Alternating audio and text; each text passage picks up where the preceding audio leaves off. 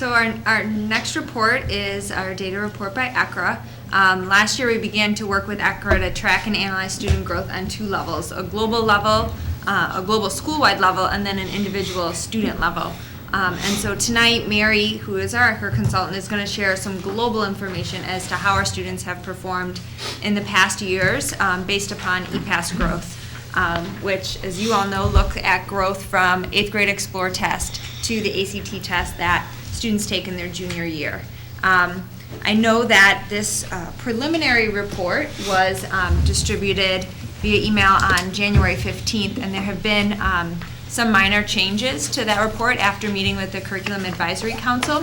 So one of the changes that has been made is we tried to streamline the data and taking out data that didn't necessarily impact 8th grade Explore, Plan, Test, and ACT. So we removed a practice ACT from the report that students take in their sophomore year and a 9th grade Explore test because we track growth from the 8th grade Explore test. So that was to help simplify the report. And the other thing I wanted to note is that, we present on EPAS data at our district goal report, which is typically done in October every year. And that report primarily focuses on senior ACT scores and that final report that we get from the state. There are a lot of the information, or all of the information that Mary is going to share tonight is looking at the junior ACT score because that's what we have to use to compare to other schools. That's the data that was available to Mary. And so because of that, you'll see if you compare from past district reports to this one, there might be a slight difference in percentages. So at this point, I will turn the report over to Mary. All right, thank you. EPAS data reviews are very important in the high school setting. Having been a secondary educator and administrator. It might help if somebody tells the people who are listening what EPAS stands for. I will, actually, because I thought of that as I prepared my comments. I'm thinking, people watching. Yeah, absolutely. As a secondary educator and administrator, I lived EPAS all my career. So EPAS is actually an acronym. Some people think it stands for the tests produced by ACT, and in fact it is not. It's Educational Planning and Assessment System. That's what EPAS stands for. So it is a system of testing created by ACT, basically founded on 3 primary tests, the Explore, the Plan, and the ACT. One of the other things that I think it's important to know, again, with a secondary education background, is the benchmark system that ACT has used to establish the college-ready or college and career readiness benchmarks. Really stems from a pretty extensive study done by ACT where they looked at freshmen in colleges and universities who volunteered to be a part of the study and traced back their ACT and Explore scores in their high school careers, and then did a correlational study between the freshmen in college grades earned in those initial college courses and the scores they earned while in high school on the EPAS tests. And the benchmarks basically indicate a 75% chance of meeting a C if someone has reached that particular benchmark score, or a 50% chance of earning a B in that freshman course should someone have earned that particular test score in high school. The benchmarks aren't without debate, however. Having been a former science teacher, I know for many, many years we debated the accuracy of freshmen enrolled in college biology, which is the course that ACT used to determine the science benchmark. Most freshmen in colleges and universities do not take college biology as a first step unless they happen to be a science major or really like science. If there is a science requirement, they typically wait a little bit later. So there is a belief that in some of the samplings, there's some skewing, probably on the higher side. That being the case, it's still important information, and it's still something on which high schools have anchored a lot of their improvement efforts, because it is the commodity that we have today, at least for now, depending on how the state moves with it, the testing system. Couple of important things to note before we actually look at the data in the report. The majority of students here in District 208 enter 208 and leave 208 college ready. And that's important to recognize. Yes, there are some differences, some shifts through the years and in the subject areas, but the district is a strong district in terms of the majority of students being college ready. The score gains, in other words, the increase in scores that students experience while here in District 208 exceed ACT established gain scores, where ACT says, about 5 points should be gained in a typical 4-year period from Explore to ACT. In most cases, far more than an average of 6 points are gained, if not more than that, here in District 208. And I think a credit to the staff and administration is they're not positioning themselves to stand on the laurels and successes that have made RB such a strong presence in the community. They really are looking at the data to look ahead and see what changes can and should be made to improve the positioning of the students here in District 208. So that's just kind of the overview and my perspective as I've had a chance to work with the administration here in the district. So we're going to take a look at the first set of charts and graphs that we prepared, which basically work with the composite scoring. We'll go the top half first and then the bottom half. We'll probably spend just a little more time with this first set of charts and graphs to kind of get the lay of the land and see what questions there are about formatting, and then move a little more quickly through the others. So in terms of composite score, it really is an aggregation of all the subject scores. That's what a composite is. We've prepared the chart and graph for the classes of 2014 through 17. That's the most recent data we have. We can certainly expand that and have every intention of expanding that as classes continue to come through RB. One thing to note, and this is consistent in all the subject areas as well as the composite, is the grade 10 plan has an asterisk by it because there was a shift in the timing of the administration of the plan. So when we talk about plan scores, it's important to note that instructional time had been shaved off in more recent classes because of the shift in the timing of that test. And we can talk a little bit more about that should questions arise. But you may see some more significant decreases in scores in that column, but specifically, that's a primary reason for that. And I don't want to interrupt your presentation. I'm sure there's be a lot of questions at the end, but could you at least explain why you didn't use the test that was available for 2017 in grade 10 to show the growth here? The footnote says that they took a different test. They took a practice CT. Right. So I understand. I don't understand why, and this is going to have to come up because we're switching to SAT. I talked to Dr. Skinkas for a while today. Okay. So next year, we're going to hear, well, we can't compare because now it's ACT, SAT. Why don't we use what was available? Isn't that a better indicator than no indicator?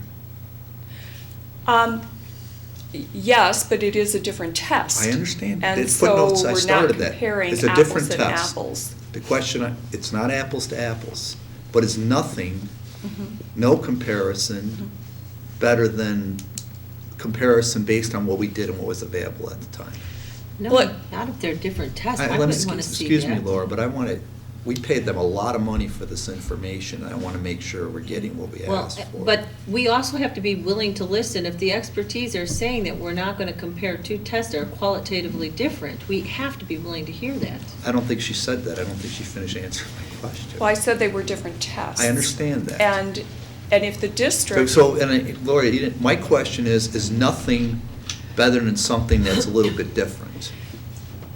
I probably have a little different perspective. I would rather be comparing similar things than unlike things. Okay, that's not, those aren't the options I'm making available to you.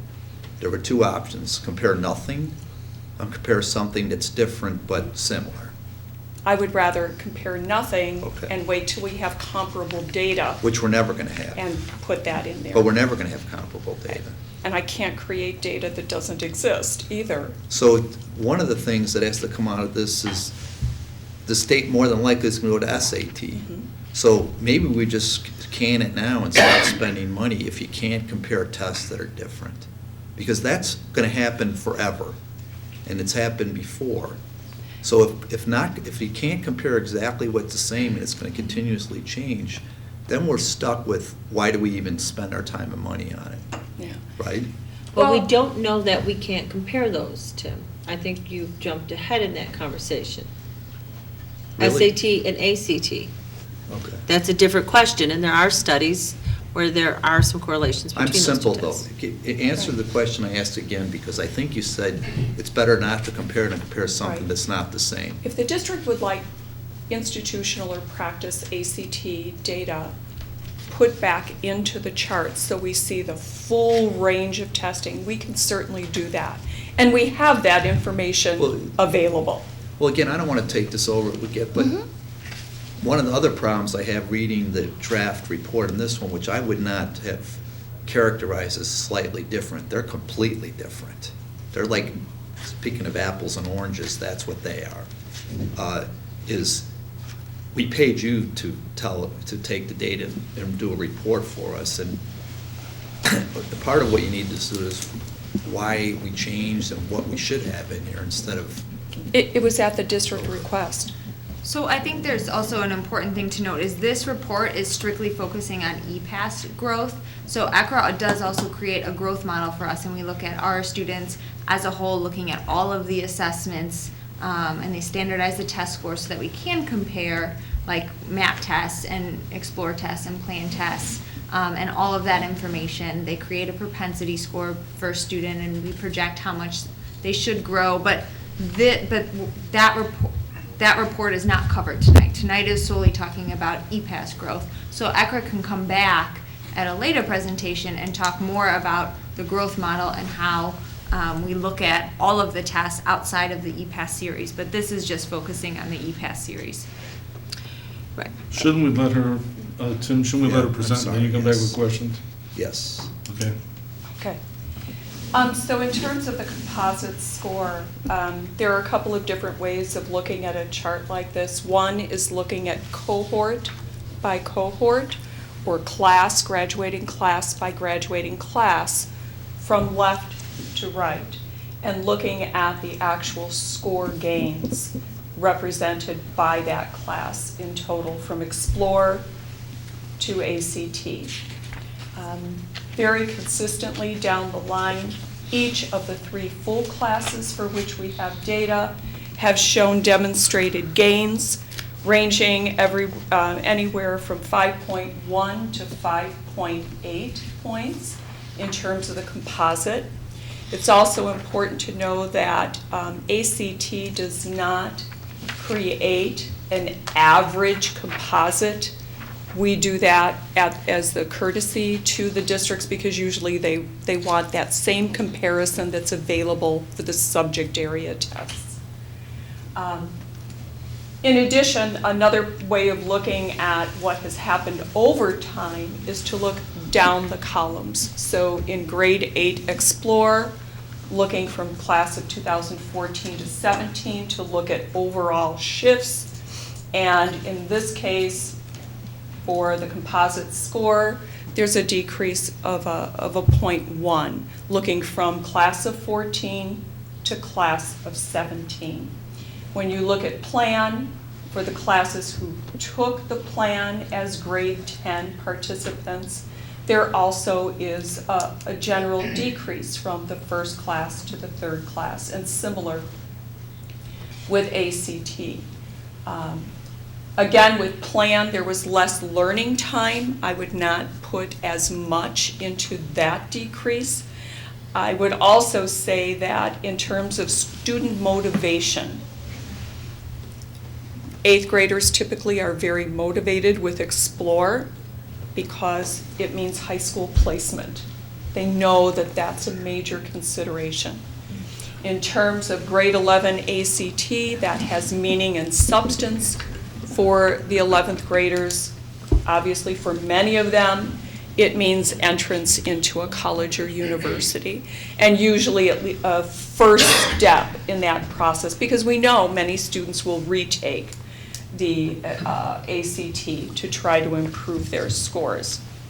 If you move to the bottom chart. Well, we're there, just please. so that Yes. I'm clear. Sure.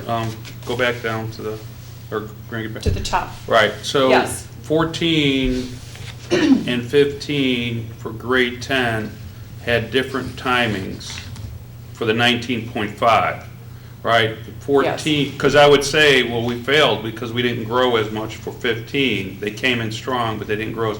But the issue is 14 had another 6 months worth of education versus 15, which was tested earlier. So the expectation would have been, if we moved 15 to April, we potentially would have seen that higher. Very likely, because that particular class, straight across Right. the board in every subject area, Okay. is just a very strong performing class. Kind of an anomaly in comparison to the others that are represented, but definitely very strong. Okay, Yeah, thank you. exactly. If we take a look at the bottom chart, if we can move on. This is where we look at the percent of students meeting the benchmark. And again, ACT does not create a composite benchmark, but we do. So that is the comparative point. And again, looking within cohorts from left to right, or in the graph above the chart, and looking at the various colored lines, there is a little bit of variance here from cohort to cohort. Overall, there are some decreases from 8th grade Explore to grade 11 ACT. That is not unlike what ACT reports. The rigor of the courses that students take in preparation and the rigor of the test also increases. Some students do not keep pace with that. So there is that phenomenon that we see. If we look down the columns, Explore all the way down, we do see that overall, looking at the class of 14 to 17, we have an increase of nearly 3% more students meeting the benchmark, which is important, meaning that students coming into the district a little later are a little better prepared in terms of their composite Explore score. If you look at the plan, the middle column, a little bit of a decline. Again, that is not unlike what ACT sees happening nationally. But that third line, the class of 2016, that too was one affected by the shift in timing, and that class is not as strong performing as the class of 2015. So here you definitely see pretty marked decrease in the percentage of students meeting the plan composite benchmark. And then ACT is stable in the first and third years, and we don't have, obviously, the class of 2017 data yet, but we'll definitely add that when we do obtain that I information. have a question, and it's, Yes. could you give us a little more information on each one of the grade 8 Explorer to grade 11? Even in the strong classes, we went down. You indicated that this is not something that is abnormal, Right. but what concerns me is we're a high school board, and what I'm seeing is that each one of the classes, the number went down. And so if you could expound a little bit on why Right. Can that I get a is. second point that goes while you're answering it? We're showing we have growth across the board, and then we're showing we're going down. Could you explain, if the answer is, how those two concepts go Right. together? When you say growth across the board in terms of scores, Right. yeah, in the The top upper grade. chart, right. One of the things that we see in high schools is, first of all, that motivational factor for some of the midpoint tests. We know that. But also, we see a lot of I'm the... not even worried about the midpoint No, test. no, I'm talking but a about lot 8 of the and growth. 11 should be normal, should be, our top people should be really motivated. Sure. And so therefore, you see those high gain scores in the top chart. So they're gaining in terms of their scores, but there's that benchmark that they aren't quite getting close enough to. Got it. So lots of gain in terms of raw scale scores, but not in terms of getting closer to the benchmark. So two different measures. Okay. We also, once we look at a graph that shows 5 years of junior data and score gains, that most of the growth in most subject areas occurs with students who are already on target. Whereas the kids who come in not on target, not only do they have to try to catch up or at least decrease the academic gap, but then you have to try to move them forward. That's a pretty hefty task.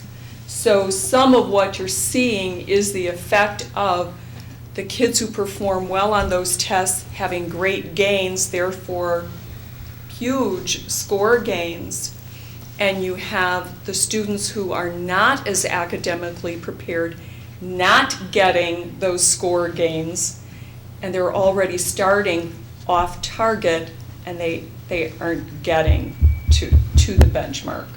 So let me We're ask, working on reducing the gap. so let me ask you a question on that. So those kids that come in below that mark, even if they made the same leap as the ones that made that mark, they're still gonna fall short? Typically, yes. Okay. Yes. And you'll see a little bit of that when we look at a graph that really zeroes in on gain scores over a number of years. Yes, absolutely. Should we go to our next page? Yes, try All to keep it going on the ones you want to explain until we get to the ones we can spend a little less time on. Okay, if you could raise it just a little bit.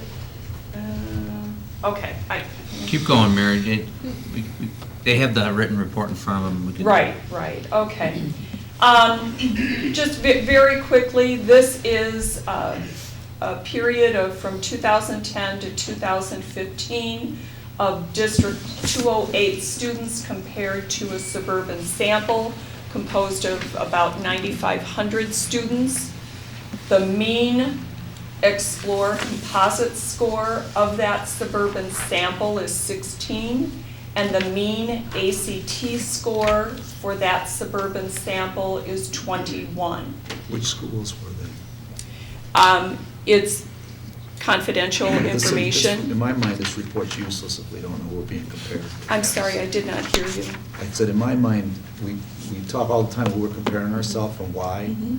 If we need to know who we're being compared to, or the data's really not very relevant. Yeah, in this case, these data are not publicly available, The names and of therefore we schools. cannot divulge who the data belongs to, which districts.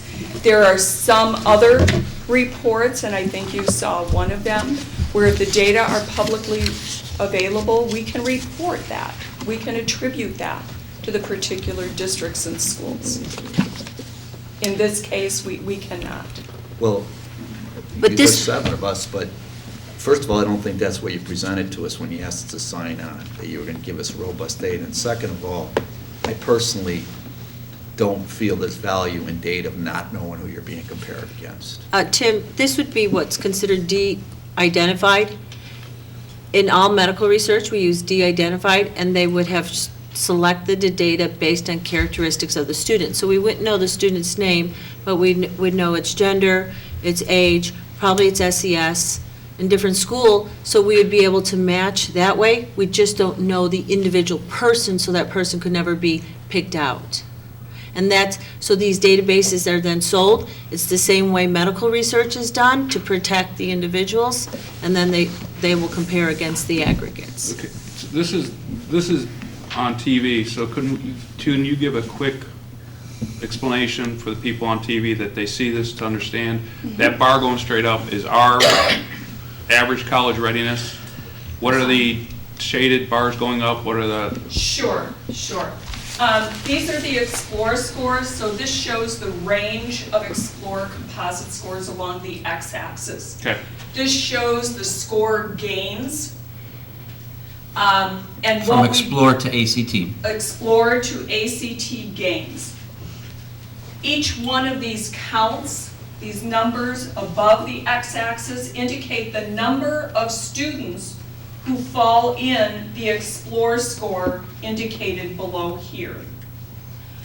The bars going up indicate the Explore to ACT gain for the students in this particular sample in District 208. So there were 4 students who had a 25 in this particular group from 2010 to 2015. Their average gain score was 8.8. So generally, these students went from 25 to 30. So bottom line, this graph is saying that if you come in with a higher college readiness, you tend to grow stronger in high school. In this particular case, Right. yes. This that is what this it graph shows. Right. Yep. This dark line is actually the benchmark for the composite. So it's a 16. That's what we have calculated for. For us. For National. For anybody Yeah, okay. who does EPAS testing. Okay. That's universal. Okay. The N numbers on both sides indicate the number of students who fell below 16 in the sample, so 15 and lower, and then the students who fell above the benchmark. So that just shows you the breakdown. So what you're saying right now is that 33% of our students in this sample was below college readiness. No, these are not our students. I mean, student, No, No, they're, These are students. these are your students. These are our students. These are 793 of your students from 2010 to 2015.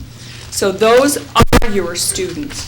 The orange or rust-colored lines that go across these bars, these represent the score gains in the sample of 9,500 students that we use to compare. So you can also say District 208 students in comparison to this suburban sample definitely gained significantly more than the sample at nearly every Explore score for composite. what scares me is that 33% of the kids coming in are not college ready. Right. I definitely understand that. And I know Kristen is working on that concept with the staff, and certainly future conversations will focus on that. I know that's definitely. Why is the sample size only 793 students for 5 years of juniors? Because that's the number of students for whom we had both Explore and ACT scores in that period of time. That's like half the students. I don't think anybody, right, there's 300 students in a class roughly, aren't there? Times 5 is 1,500. And in terms of mobility, students moving in who don't have Explore, maybe they've missed Explore because they moved in after that period of administration, students who move out. We don't have that many move in and out, that's half. This is all the data we have though, correct? Correct, and before I got here, we were not giving, we were working with a third party to administer the Explore for like class of 2010 and 11. And so when I got here, we moved to Mastery Manager, which means that we can administer and score the test ourselves. So when a transfer student came in, we could easily give that assessment. And so, you know, we gave ECRA the data we had from the class of 2010 and 11. That's still That's doesn't still make way any too sense. You're If missing there are 800. more data found, we can certainly add that. If you'd skip 10 and 11, you have 12, 13, 14, 15, we should have had about 1,200 students if we were doing it ourselves. I mean, that's something I can work with Kristen on Well, to see if there's the thing is, any other data available. That's something we'd have to contact the company that issued that and see where that data's at. Because it's obviously not in our system. Correct? well, Correct. again, you talked earlier about not putting the test in because it's not valid. This is presented to cover our school for a period of time, and it doesn't even have, it has half the students. So how valid is that for assessing how we're, what we've done and how we're going to do? Having half the students in the population being considered. But at this point, that's all the data we gave them to. But I'm making So- a so different it's- point. I mean, we keep getting data thrown at us like, you know, here's a report, read it, here's where we're at. And when you dive into the data, it's like, how useful is it if it's only half the students? Well, I'll tell you right now, it's very useful for me to show that 33% of the kids coming in, taking the Explorer score, are not college ready. Unless the That's a other big. Matt, that's a completely different point. Tim's got a really good point here. You're losing. I am not losing that. That's telling us right now, that Okay. graph says. Mike, that's a different Okay, point. so as a follow-up point, Kristen, can you report to us on by year, what were the data sets by year, and we can understand what years are missing? And then could you also identify why there's data missing on this? Is that doable? Or the other thing is go back as far as that I've been hearing that we've been charting it and that we have the data and redo this chart so that it reflects all this data that we have. If you had a company do the test, they will have your data, and you can request it. Well, we can't. Right, but Kristen can.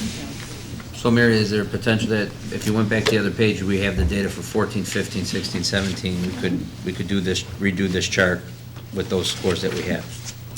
Well, except this is for juniors. So 17 wouldn't be in there yet, Exactly. but we could still do it for the board of 14, 15, 16.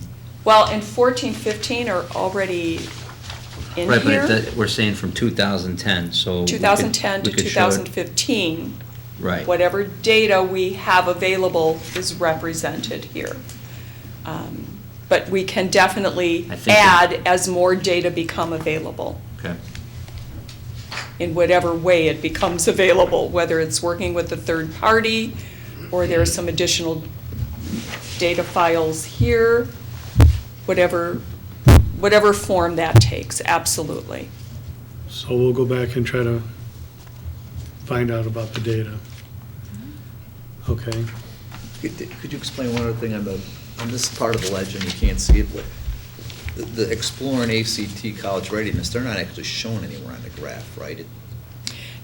Not on this graph. Right, that confused me, I was trying to find that. Yeah, unfortunately, if we were to try to capture that, it would collapse a lot of the data so that you wouldn't see Well, since too we're much not of it. capturing it, wouldn't it be clear if we just didn't put those on the graph, maybe? We could definitely add it in the legend, would that be helpful? I don't know, it's not up to Yeah, me, but. yeah. It is on the prior page in the Yeah, top no, I graph, see but that. I understand the idea of it being. I was trying to figure out how all they fit into that here. line that the arrows. Yeah. We could say score and percent. We could add both of them there, or add it right next to the college-ready percentage. You can do that. Okay? All right, then let's cover the English, the math, and the reading and the science. All right. Are pretty similar. Yes, they really are. The format is the same. In terms of the English, which is the next set of reports, again, what you see is there's great gains within cohorts, moving from Explore to ACT. Very, very positive movement, anywhere from a 5.5 to 6.7 gain. Again, very healthy. ACT kind of focuses on a 5-point gain. So District 208 is definitely producing much more gains with its students than that. When you look at the bottom part with percents, you'll see some similar patterns.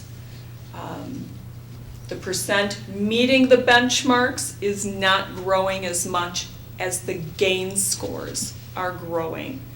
And again, what you will see is that the students who perform higher typically grow more. The students who come in struggling, their focus is on trying to catch up, not moving ahead. So that becomes apparent in the percent meeting benchmarks. English, however, is the highest of all the areas in terms of meeting the benchmarks. So on the next page, 20% aren't ready, 80% are. Correct. So- So you see a definite difference Before you switch the here. page, in the case Sure. of ACT's expectant on the benchmark, you said on the composite, you're not surprised that there's a decrease and it's in line. What's the expectation within a subject area? Are they different? It's like, for example, is English expected to also show? No, ACT puts a blanket improvement, 5 points. They actually say about 1.3 points per year of education. So it's just over 5, it's 5.2. That's the standard. Some districts will round that up, even though it's not technically correct, to 6 points. So we have many districts in the area saying it should be 6 points. And that's what Average you of said 6 in your points. draft report. That, Then you right. changed it to 5. Yeah, because my assumption was 6 points is what this district used, and it is not. It's 5. But our actual average growth in the last year's report was 5.95, and the year before was 5.93. Right, so But very now we're close saying, to 6. we almost had 6, but now we're saying 5 is what we're shooting for? No, I'm not saying it's what we're shooting for. I'm saying that's typically what ACT will say. That should never be the goal. The goal should be to improve as far beyond what ACT says is typical. I'm just asking why you, in your report, you're suggesting 5 when the last 2 years of data show that we hit almost 6 for our whole group 2 years in a row. That, of all the things in it, no, I want to ask them, because we paid them to do this. This is their report. They have all the data. In the draft, they said 6. Our history is almost 6, and now we're saying 5 is what is good, is the benchmark. My assumption in preparing the memo that accompanied the report was that this district uses the standard, not goal, but the standard, and I don't even want to use benchmark, the standard gain score of 6 across the board. It was my incorrect assumption. In speaking with Kristen and Kevin over the last couple of weeks, it became clear to me that typically this district uses 5, not as the goal, but just kind of a benchmark. If we grow kids at least 5, it's good, but we always want to go beyond. It is not the Well, goal, again, however. What my concern is, I thought we were paying you also for your advice, right? And if you looked at the history and said, we got 5.93, 5.95, and you know the ACT benchmark is 6. Should you be advising and recommending to our district that we should be looking at 5? And I think what you saw in the draft was my inclination Okay. that it's 6. And in the last conversations, I was asked to take a look at 5. Okay. And I said, if you The could- ACT benchmark though is 5. The Yes. kid should come in at It's 16 and the 1.3 kid should per leave at 21. academic year. Right. Also, it depends on when those tests are administered. So that's a big opportunity there. If they're administered earlier in the year, there's more learning time, therefore, more gain expected. If they're administered a little later in that period of time, there's less learning time, and one will see a lower average. But from the standard of 5, ACT is saying that every 8th grader, technically, in a perfect world, 100% of your 8th grade class should come in at a 16 or better, and they should leave no less than a 21 or better. Yes. They should grow 5 points from freshman year to... In the perfect world, Correct. they So do we've not been account exceeding for that benchmark. off-target. Correct. We've been exceeding that benchmark. Yes. And But that's the that's where the 5 is benchmark coming. published by ACT. So in order to meet the board's goal of where it says 100% of our population would have a 21 or better, we would need to grow a minimum of 5 or better. So that's how the 5 has come up. The problem is that if 33% of our kids are below benchmark, 5 is not going to get them to the 100%, our goal. It We will have no not. idea what, if you did a statistical analysis of this, if only 800 of our 1,800 students that were in there, there'd be a degree of margin of error that would be significant, right? So Between the data you're presented? I mean, what if the data we don't have are the kids that scored higher? We don't know if 33% of our students are there. We have no idea how many of our students fit anywhere based on this data. Take the historical data that we have, the 2 years complete sets or 3 years of complete sets. Those 3 classes have scored a minimum of 33% or lower coming in on college ready. So we would need to grow them 6, 7, 8, 9 points in order for them to get to 21. And the And we have likelihood those of that 3 years of happening complete set.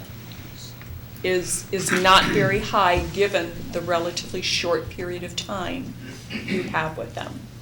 And looking at the average score gain that we know already, it is likely not to happen. And I understand, Tim, where you're coming from, and so, I mean, I want to focus on what we have and what Kristen and I mean, the last 3 or 4 years of the data we've collected. The trend is still there for those 3 classes that we have the full set on, but we still got to do something to address where they're coming in at and how we're getting to them earlier than. So Chris, is it doable? I mean, one of the things here, and again, we don't have comparisons to top performing schools, but in the data that I did look at, certain high school, the college readiness of students coming into the top performing schools is a lot higher typically than what I'm seeing here.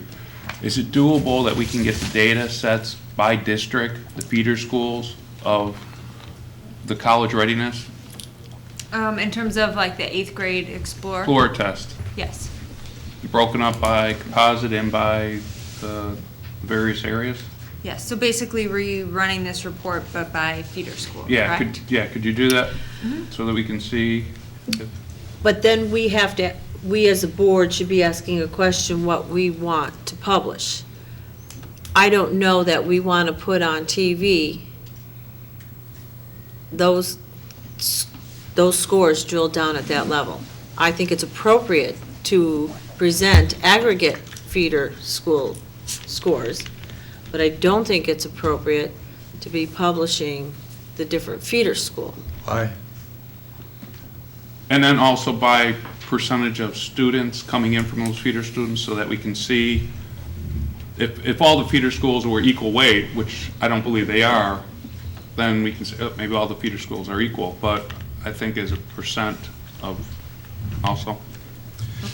I think it's important for us to understand, I mean, we're asking administrators, we're asking teachers to grow these students.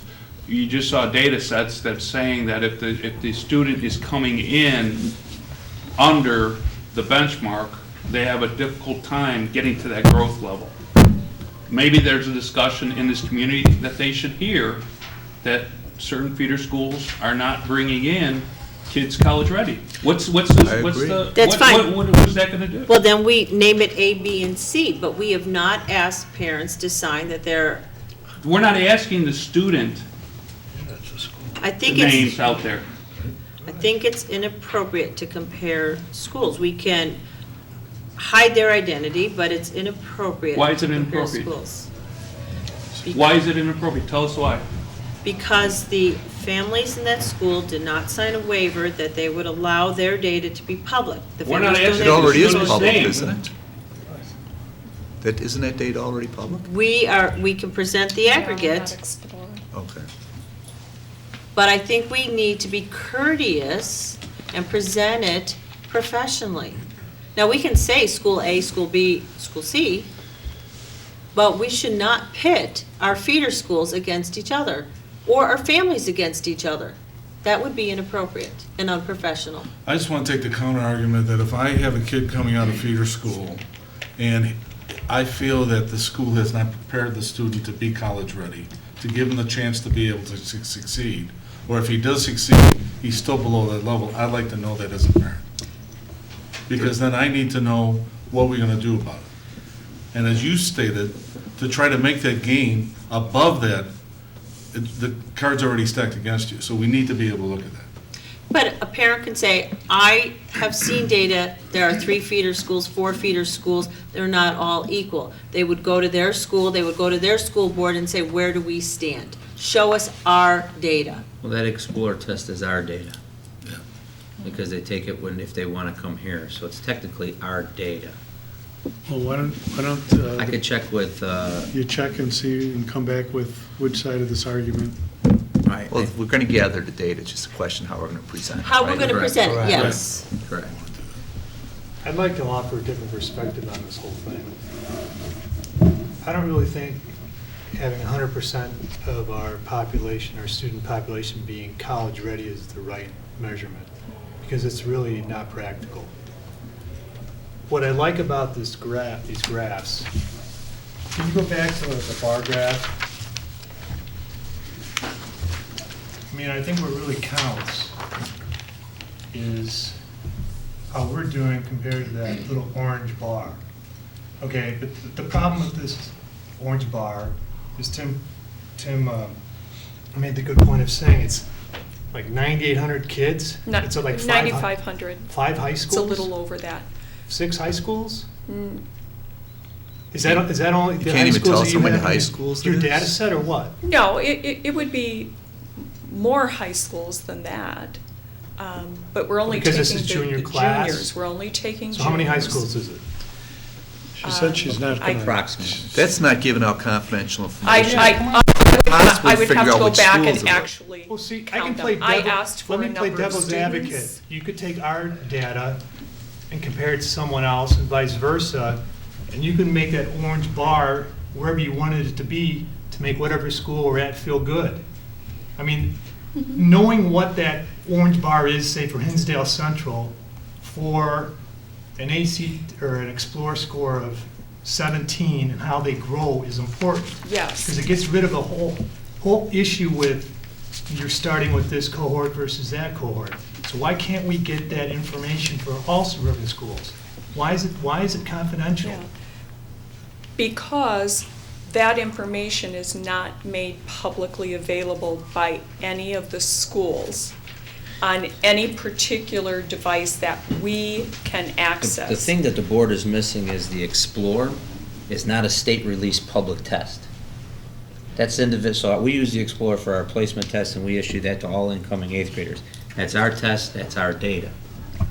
The ACT from the 11th grade side is public data that has schools have to report on their state report card, which they could gather for us and do a comparison. So if we wanted to give a list of schools and have them just compare, but they would have to then ask those schools for their Explorer data. If those schools don't collect it or they don't want to release it, they don't have that. So just like, let's say Hinsdale Central did work with ECRA and said, here's our Explorer, here's our ACTA data, run these reports, they would have to release that. They would want public knowledge saying that they're being used to compare to other high Well, if schools. they're.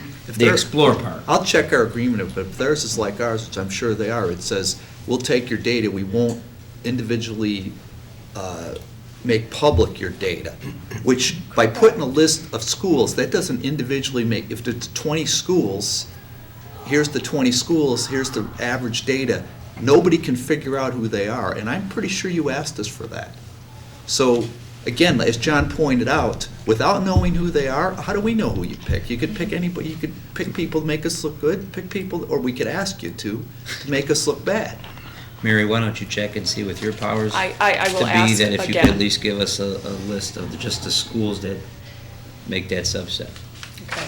And if you I need me have to- asked a number of times, If you and the need me answer to has been include a no, short but- memo Yes, that shows that it was just the names of the schools included in the suburban subset will help appease a question to my board. I would be Or happy can to we sign it. can we say that these are the demographics of the schools that we want to be compared against? And we don't, and you can put that subset together with, and get that orange bar to be that? no, because we still don't have access to their Explore scores, so we can't do it with this kind of report. What we can do that for is for ACT scores, because that is, as Dr. Skink has said, all publicly available.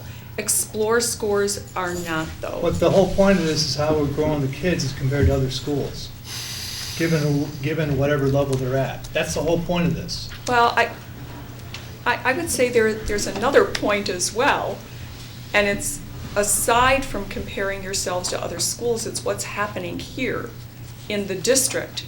So regardless of that comparison, there still is a certain level of attention and concern about, are the students entering District 208 college ready in comparison to the benchmarks, and what percent are leaving college ready? That has nothing to do with the comparison per se. Well, I disagree with that. This is the key data that I think is the most important thing, that we can compare. And, I mean, I'm just surprised, you're in the educational establishment, I'm not. I'm John Kane, I'm a physician. Why this data isn't around is beyond me. We should have been measuring this 20 years ago. There are some informal, there's informal access to these data. And I know Kristen goes to the meetings as well. There's a Chicago area Directors of Curriculum and Assessment group. For many years, and I was a member of that group, they would share the data among the member schools. Some of the districts use that data in terms of reporting to their boards. But that was the understanding among the members of that group. They were willing to share that with that group. Once you get into the ECRA side of that, they don't have an agreement with us to share it with us. That's the line, unfortunately. Informally, yes, there's sharing of that data.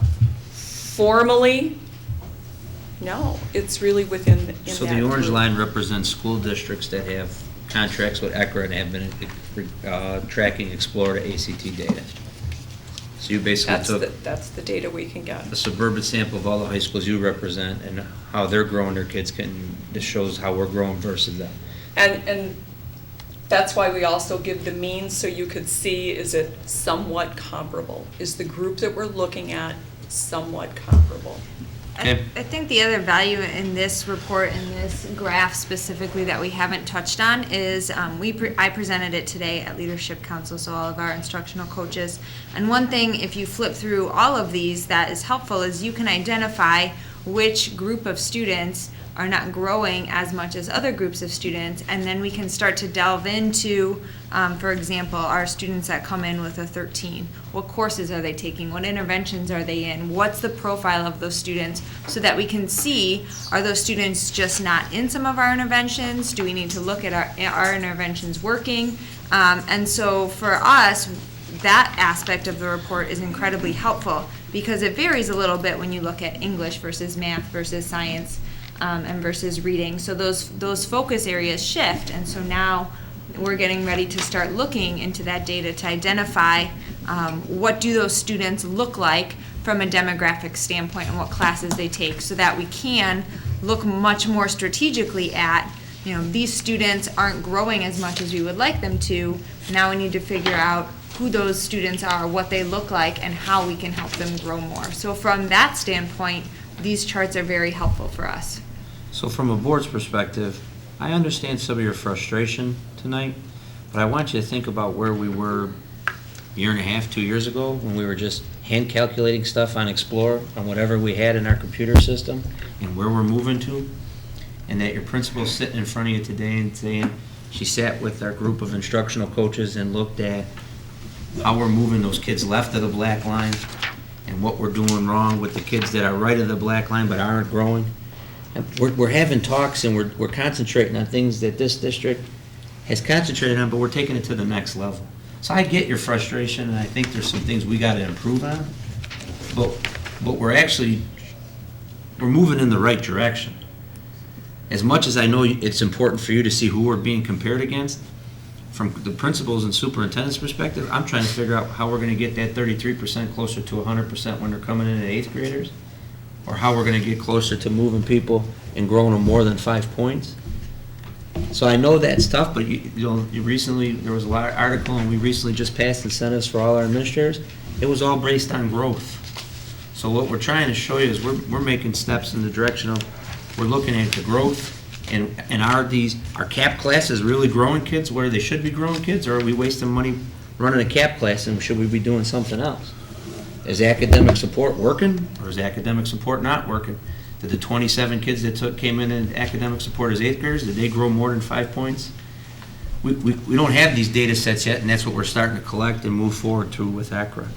Yes, I think that as a board, I'm speaking at least for myself, the frustrating thing on this is that I like to benchmark stuff, and if there's 7 or 8 schools that I always benchmark and compare ACT scores to our score, and it's frustrating to know, okay, what is their Explorer population? How college ready are those 8th graders coming into their school? Secondly, what is their level of growth for us to benchmark against in order for us to get from off this straight line of 21 to start getting to 25, 26 to 28?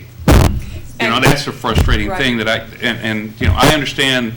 This helps the school look and key points, say, okay, let's go look at those who come in 13, 14, 15.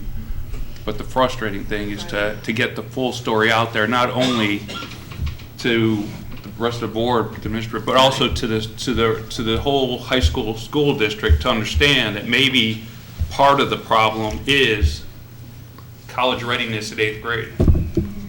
And believe me, I understand that. As an educator, that was a major frustration of mine. It's a major frustration here to say, this information isn't publicly available, so I can't get it. I can only get what is accessible to me.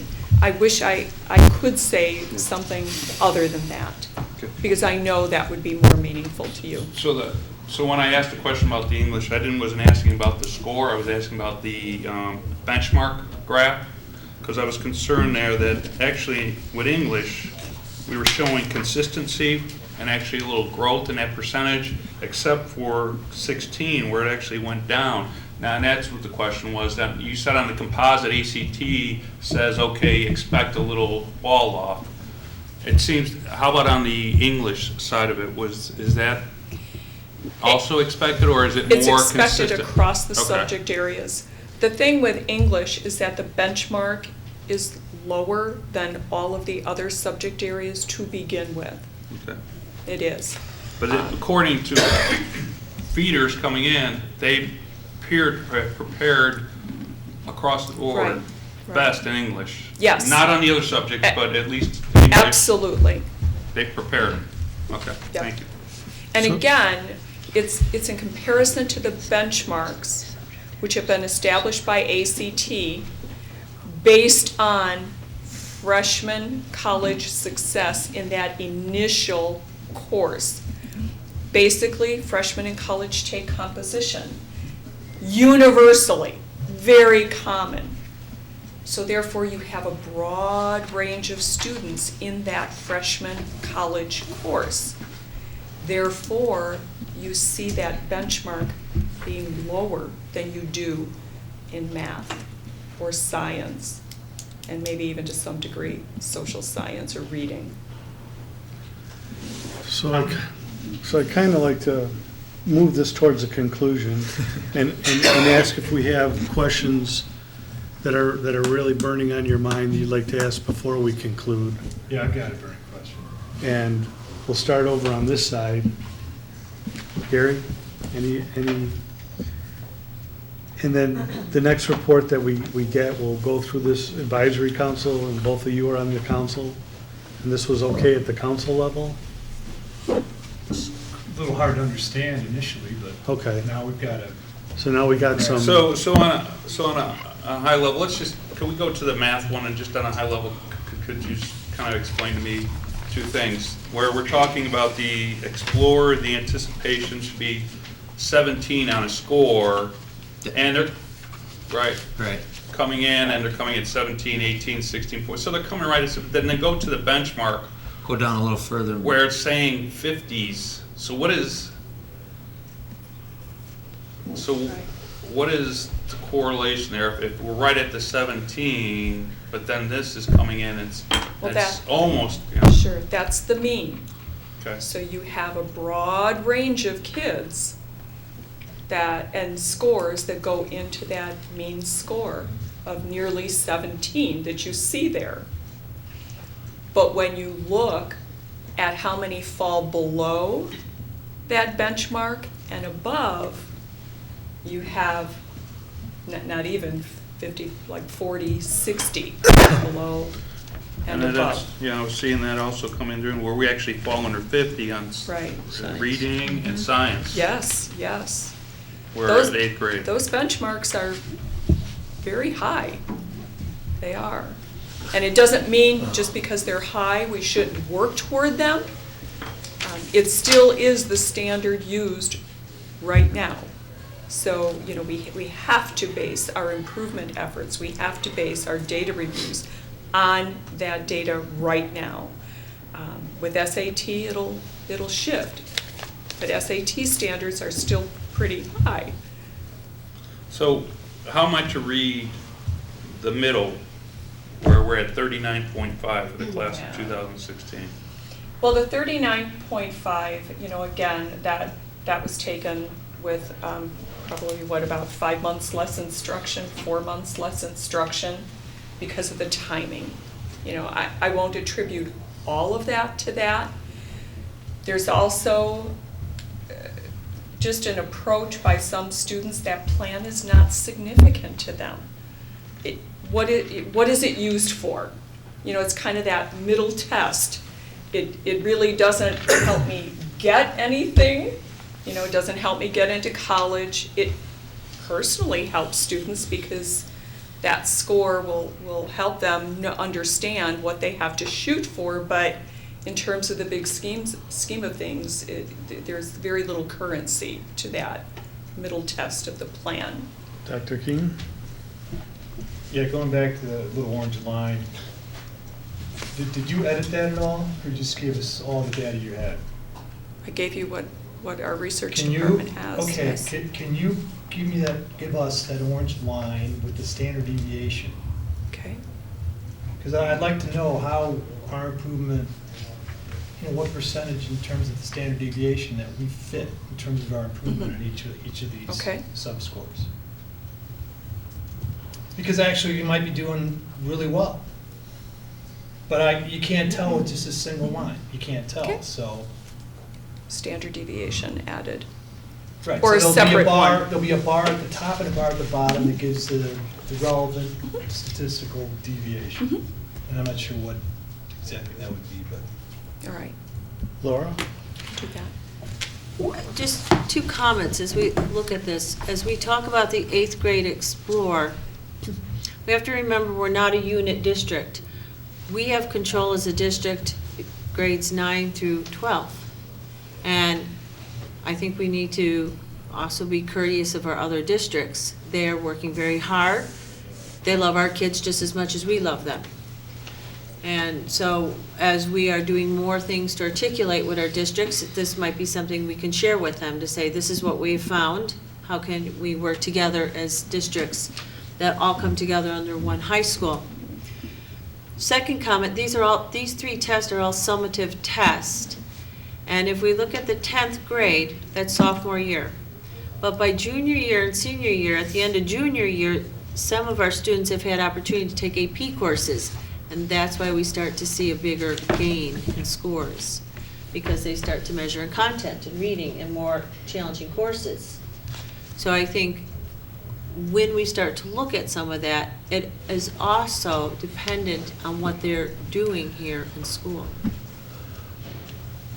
Tim? My concern here is what we've asked for in your service and what we're getting. I think a combination of what was in this first draft report and the second one is more what we expect, or at least I expected. I know you're getting a lot of, Kevin and Kristen are telling you one thing, and a couple other board members are telling you this, but what strikes me as a bit odd is, if we hire a consultant to do some kind of report, environmental report or something, they have their methods, layout or whatever, but their advice and their analysis is going to be similar. We could hire the top 5 consultants, and I'd like to get what you think. I feel like there's gaps between what you should be suggesting to us, what we're saying we want in the results, not in necessarily what's included in the report, but what should we be? And Gary pushed all along for this one with the 10, and I thought we were going to get both. I thought we were going to get some comparative and the top 10 or whatever. And there's different reasons maybe the top 10 would do better, but so be it. We do comparisons of schools. We do comparisons of schools, and that's what my concern is. I'd like to get some independent analysis, like what you offered in I looked up your 2-page agreement, which has one qualification on the use of data. If it's this form, you can't disclose personal identifiable information of a student. It doesn't qualify any other use of the data, at least in the agreement you gave us. So, I always have 2 concerns when I see these reports: is how accurate is it, and how much can rely on it based on the accuracy, and the other thing is kind of how useful it is, not just to us but the whole thing. So at the bottom of your scope of service, I agree with Kristen. On an individualized basis, this report's great. You can look at specific students or whatever, but on a global basis, I don't know that it has any use, what we've been given so far. But you also have this idea of a public dashboard. So again, Kevin explained it to me today. You're going to do a couple different reports and presentation, which we didn't know when we got our board package. We thought this was just, I didn't qualify it, so I thought this was it. But at some point, is somebody to say what's in the public dashboard and when it's going to be out there, for instance. So my thing is, we paid $34,000 for your service, and to be perfectly honest with you, I didn't get any more out of your report than what I got from the staff the last 2 years. So I personally am expecting a lot more over time or in the next go-around here. Well, and I would also say what was produced here is a very, very small part of the data we provide the district through online tools that are available and the training. So, for what that's worth, But that's, this is I think Kristen a minor. said that. It's almost like an add-on. It's a request. These are things that we do for districts as they ask us to. But this is, as a board and as we paid for and what we told the public, Sure. it's this report that we're relying on. Right. And I certainly am willing to present that and was ready to present that this evening. It took us an But hour I think- and 20 to get through this one, so Yeah. that's why we cut it to one per Right. session. I mean, it wasn't my decision. I understand that. So, I'm Yeah. and I'm the challenge. Kevin explained that to me. yeah. So that's just what my personal feeling on this. Ed? I don't have anything to add. I've heard enough. I think there have been some good points made, but I don't need to prolong this. Matt? The key thing is that this graph shows that we got some issues. That we got to be able to help those kids, the 33% that aren't coming in here ready to be able to be college ready. And that's a big thing. That's a big issue. It's a big percentage, so. Thank you very much. Thanks, Mary. Thank you. Thank you. Second time always goes better, don't worry.